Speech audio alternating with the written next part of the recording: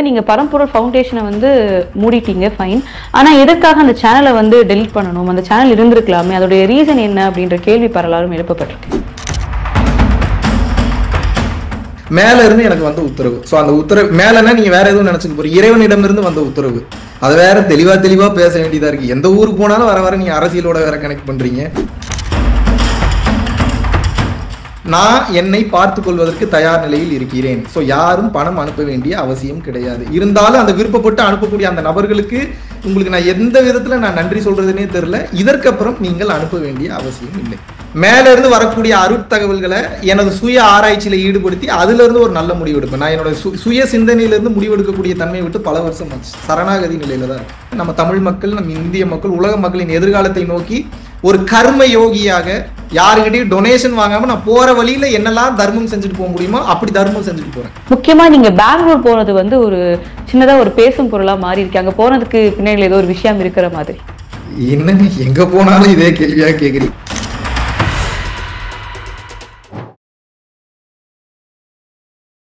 இளைய பாரதம் நேர்களுக்கு வணக்கம்.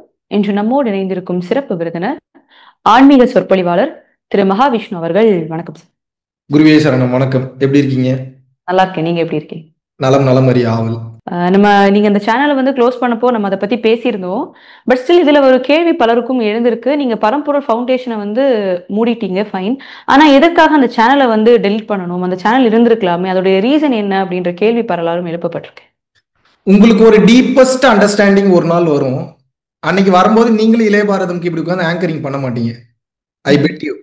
அந்த புரிதல் வரும்போது தன் அடையாளங்கள் மொத்தத்தையும் அழித்துக் கொள்வதற்கு மட்டும்தான் ஒரு விருப்பப்படுவான். ஸோ அந்த ஒரு காரணத்தால தான் அந்த அடையாளத்தை அழிக்கிறதுக்கு நான் அந்த முயற்சியில் வந்து ஈடுபட்டது. ஸோ அதனால தான் அந்த சேனலை டெலீட் பண்ணேன்.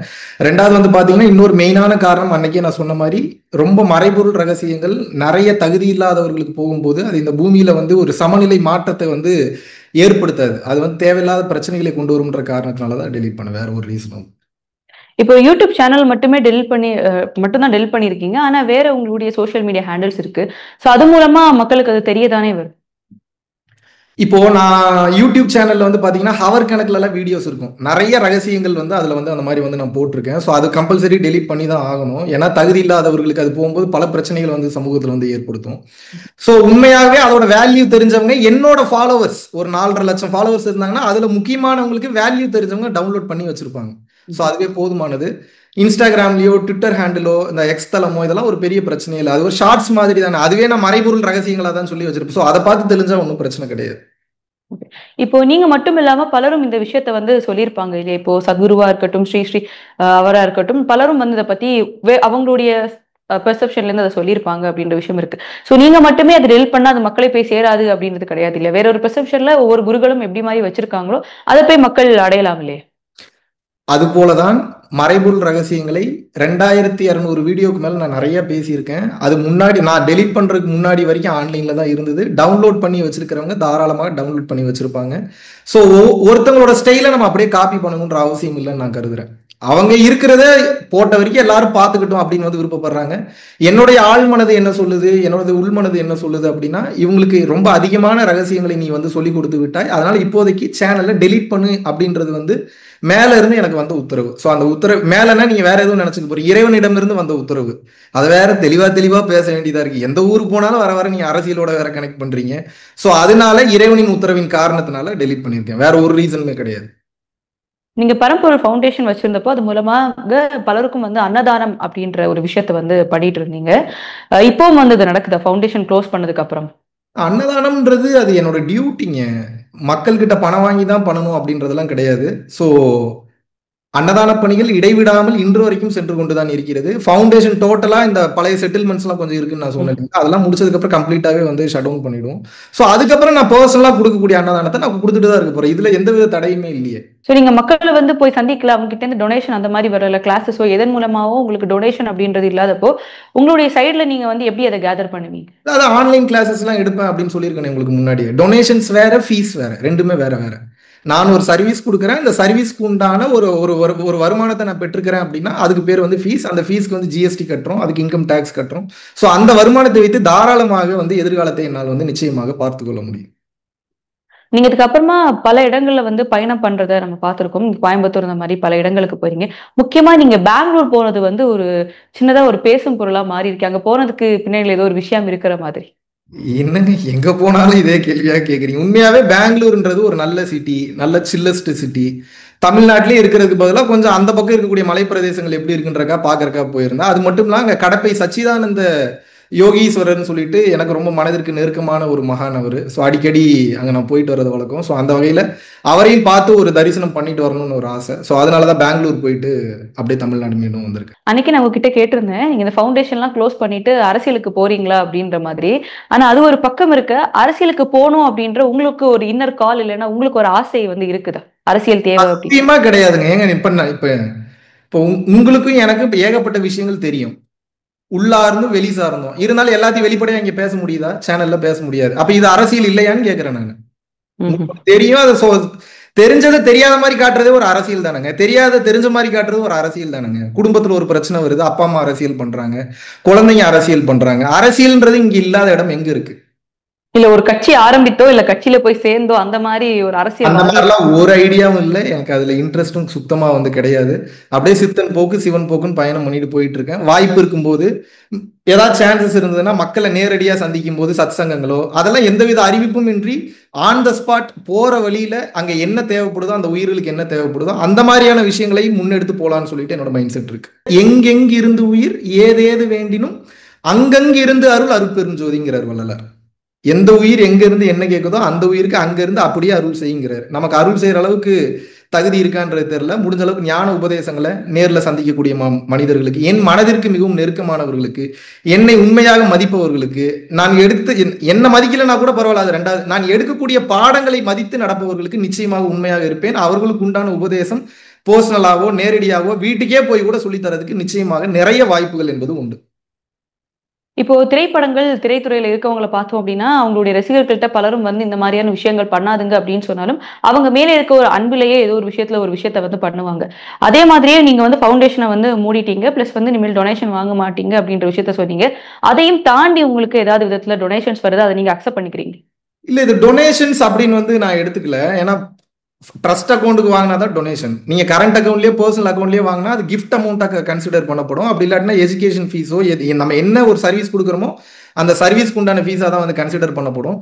ஸோ இப்போ யாருமே ட்ரஸ்ட் அக்கௌண்ட்டுக்கு வந்து பணம் யாருமே அனுப்புறது கிடையாது. நான் வேண்டான்னு சொன்னாலும் என்னை மிகவும் நேசிக்கக்கூடிய நெருங்கிய வட்டாரங்கள் இருக்கக்கூடிய வெளிநாடுகள் இருக்கக்கூடிய நபர்கள் இன்னும் வந்து வேண்டாம் போதும்னு சொன்னால் நிறுத்தாம பணம் அனுப்பிட்டு தான் இருக்காங்க. இதை நான் எப்படி தான் நிறுத்துறேன்னு தெரியாம நானே குழம்பி போயிருக்கேன். நான் மறுபடியும் சொல்றேன், நான் என்னை பார்த்து கொள்வதற்கு தயார் நிலையில் இருக்கிறேன். ஸோ யாரும் பணம் அனுப்ப வேண்டிய அவசியம் கிடையாது. இருந்தாலும் அந்த விருப்பப்பட்டு அனுப்பக்கூடிய அந்த நபர்களுக்கு உங்களுக்கு நான் எந்த விதத்துல நான் நன்றி சொல்றதுன்னே தெரியல. இதற்கப்புறம் நீங்கள் அனுப்ப வேண்டிய அவசியம் இல்லை. நிறைய பேர் வந்து ஒரு கருத்து முன்வைக்கிறாங்க, பலரும் கேட்கறாங்க அப்படின்னு சொல்லலாம். அதாவது ஃபவுண்டேஷன்லாம் க்ளோஸ் பண்ணிட்டு மகாவிஷ்ணு அவர்கள் வந்து பெரிதாக வெளியில வந்து வரல. அந்த ஒரு காலத்துல பார்க்கும்போது அவருக்கு உடல்நிலை எதுவும் சரியில்லையா, ரொம்ப வெயிட் குறைஞ்ச மாதிரி இருக்காரு, உடல்நிலை எதுவும் சரியில்லை, அதனால தான் இதெல்லாம் வந்து ஸ்டாப் பண்ணிட்டாருன்ற மாதிரி ஒரு கேள்வி வந்திருக்கு. இப்ப என்னோட உடம்பு ஏதோ குறைஞ்ச மாதிரி இருக்கா உங்களுக்கு? பார்த்தா அப்படி எதுவும் தெரியுதா? இல்ல, மக்கள் பலரும் வந்து அந்த விமர்சனத்தை வைக்கிறாங்க. உங்களை கேட்கிற பர்சனலா கேட்கறேன், உங்களுக்கு ஏதாவது அப்படி தெரியுதான்னு கேட்கறேன். இப்ப வெயிட் குறைஞ்ச மாதிரி உங்களுக்கு ஏதாவது தெரியுதான்னு கேட்கறேன். குறைஞ்சிருக்கா ஏதாவது?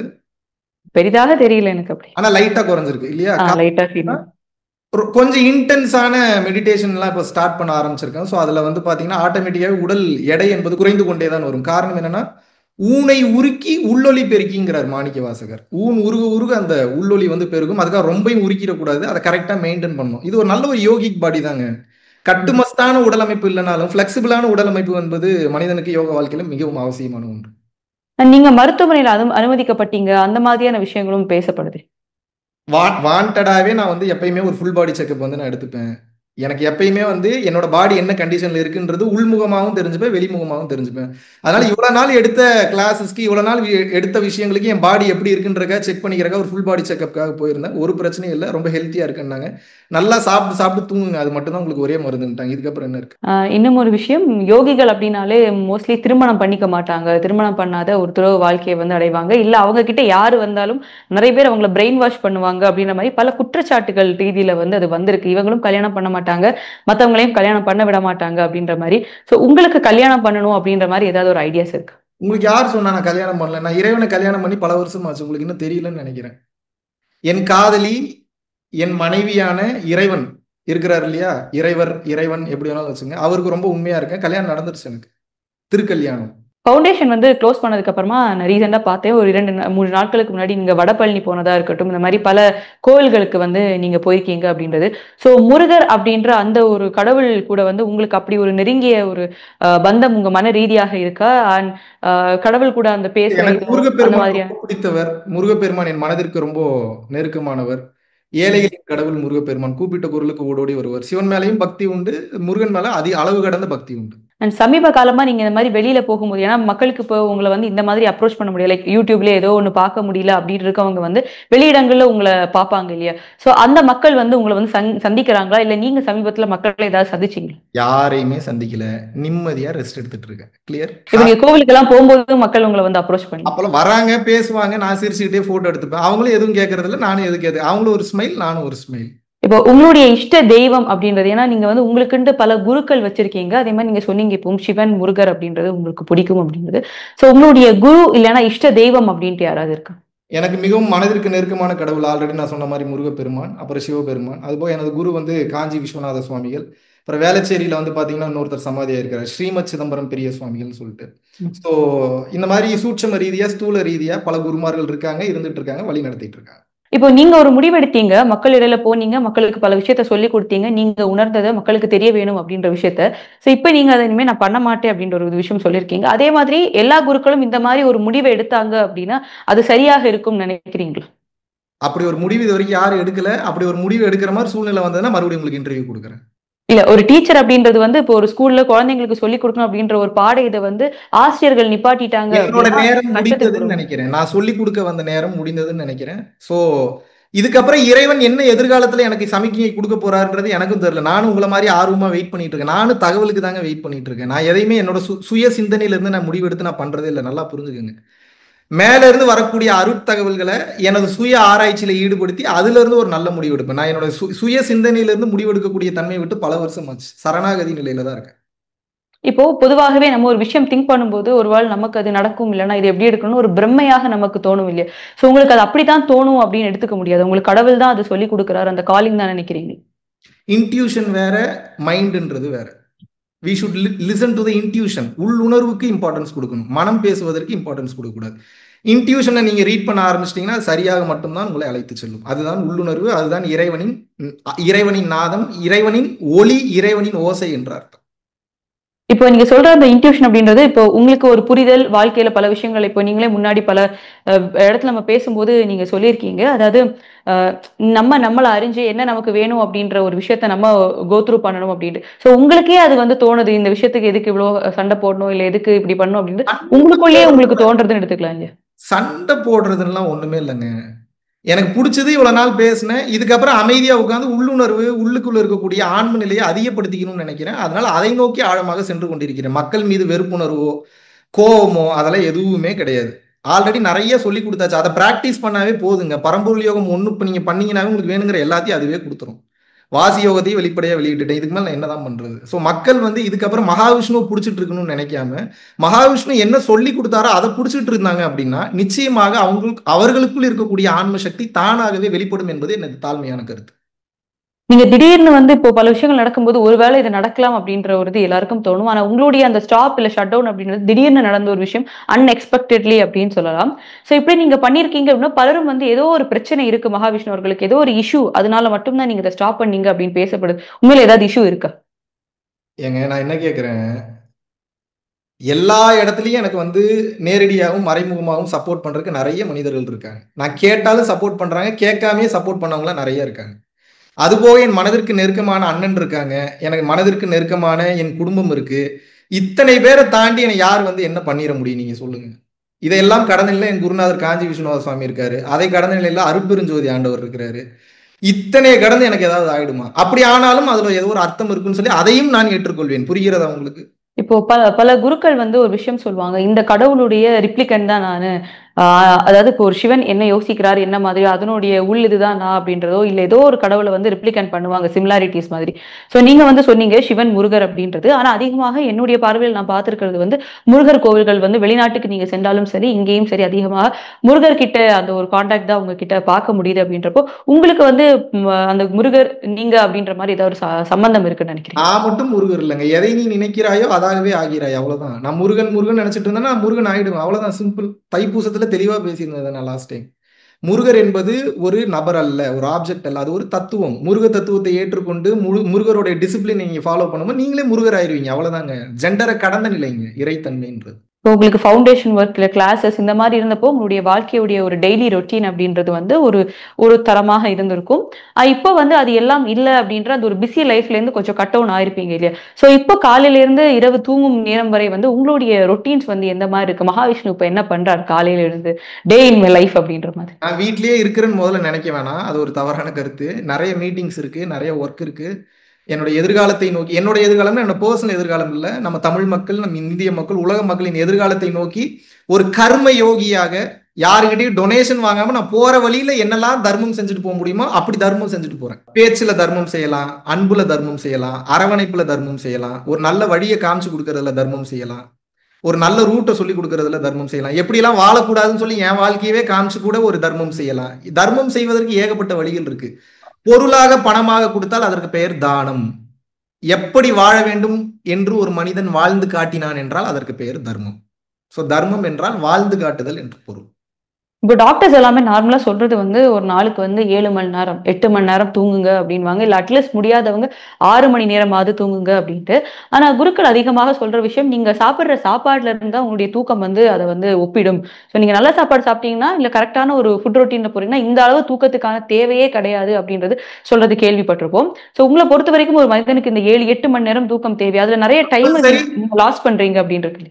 கம்பல்சரி 7 to 8 hours ஸ்லீப்ன்றது ஒரு சராசரி மனிதனுக்கு ரொம்ப அவசியம்.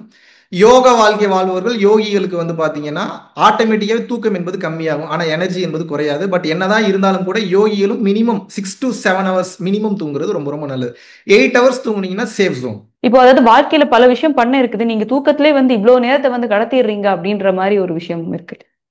சிம்பிளா புரிஞ்சுக்கோங்கம்மா, தூங்குனா தான் முதல்ல உருப்படியா ஏதாவது செய்யவே முடியும். நீ ஆகாய சக்தி இல்லாம இப்போ பஞ்சபூதங்கள் சொல்றீங்க, நிலம், நீர், நெருப்பு, காற்று, ஆகாயம். இதுல ஆகாய சக்தி என்பது தூக்கத்துல மட்டும் கிடைக்கக்கூடியது. அப்போ தூங்கலைன்னா இந்த 4 பஞ்சபூதங்களும் வேலை செய்யாம போயிடும், சமன்பாடு வந்து இழந்துடும். ஸோ அதனால ஒரு மனிதன் முதல்ல என்ன புரிஞ்சுக்கணும்னா ஆகாய தத்துவம் சிறப்பாக செயல்படுவதற்கு நல்ல தூக்கம் என்பது அவசியம். தூக்கம், ஓய்வு இது ரெண்டும் கம்பல்சரி அவசியம். இல்லை என்றால் உடல் என்பது ஏகப்பட்ட பிரச்சனைகளுக்கு உள்ளாக்கப்படும். இப்போ ஒரு லிவிங் எக்ஸாம்பிளா பாக்குறோம் அப்படின்னா சத்குரு அவர்கள் சொல்ற ஒரு விஷயம் இருக்கு. அதாவது அவர் வந்து ஒரு வேளை தான் நான் சாப்பிடுவேன் அப்படின்றதும், ஆனா அவர்கிட்ட எந்த அவருடைய ஃபுட் இது எல்லாமே எந்த அளவுக்கு கரெக்டான ஒரு ரொட்டீன்ல இருக்கும் அப்படின்றது அங்க இருக்கும் மக்களுக்கும் அவர் என்ன கொடுக்குறாரு அப்படின்னு பார்க்கணும். அவர் ரொம்பவே கம்மியாக தான் அவர் தூங்குவார், அவ்வளவு நேரம் தூக்கத்துக்கான தேவையில்லை அப்படின்ட்டு அவர் சொல்றாரு இல்லையா? ஆனா அவருடைய எல்லா சிஸ்டம்ஸ் அண்ட் எவ்ரிதிங் தெரியலங்க. அவரை பத்தின ஐடியா எனக்கு எதுவும் இல்லை, தவறாக எடுத்துக்கொள்ள வேண்டாம். அவர் என்ன டீச் பண்றாரு, என்ன உபதேசம் பண்றாரு ஐயாவை தான் கேட்கணும், எனக்கு அதை பத்தின நாலேஜ் இல்லை. சோ அடுத்த கட்டமாக மகாவிஷ்ணு அவர்கள் என்ன செய்ய போகிறார் அப்படின்றது ஒரு பிக் குவெஸ்டின் மார்க்கா எல்லாரும் எதிர்பார்த்துட்டு இருக்காங்க. என்னங்க கொடுமையா, ஜாலியா எனக்கு பிடிச்ச மாதிரி தர்மம் செஞ்சுக்கிட்டு இருக்கேன், தர்ம வாழ்க்கை வாழ்ந்துட்டு இருக்கேன், இதுக்கப்புறம் என்ன செய்யணும் எனக்கு புரியலையே. வேற என்ன எதிர்பார்க்குறீங்க நீங்க? என்ன புரியல, வேற என்ன உங்களுக்கு ஏதாவது எக்ஸ்பெக்டேஷன் எதுவும் இருக்கா? நான் வேற ஏதாவது பண்ணணும்னு கேளுங்க, நான் இருக்கு இல்லைன்னு சொல்லிடுறேன். எனக்கு தெரியல வேற என்ன எதிர்பார்க்குறீங்க. இல்ல மகாவிஷ்ணு அப்படின்ற ஒரு தனிப்பட்ட மனிதரை தாண்டி ஒரு பரம்பொருள் ஒரு ஃபவுண்டேஷன் அவர் வச்சிருந்தாரு, இப்போ அதை க்ளோஸ் பண்ணிட்டாரு அப்படின்றப்போ அந்த தனி நபர் in what way he is going to establish show himself out அப்படின்றது இருக்குல்ல, எப்படியே வந்து தன்னை வந்து வெளியில இந்த நரேட்டிவ் நீங்க ஏன் செட் பண்றீங்கன்னு கேக்குறேன். இந்த நரேட்டிவ் நீங்க ஏன் எனக்கு செட் பண்றீங்கன்னு கேக்குறேன். ஏன் நரேட்டிவ் நான் தானே செட் பண்ணணும், நான் எப்படி போகணும் வரணும்ன்றது.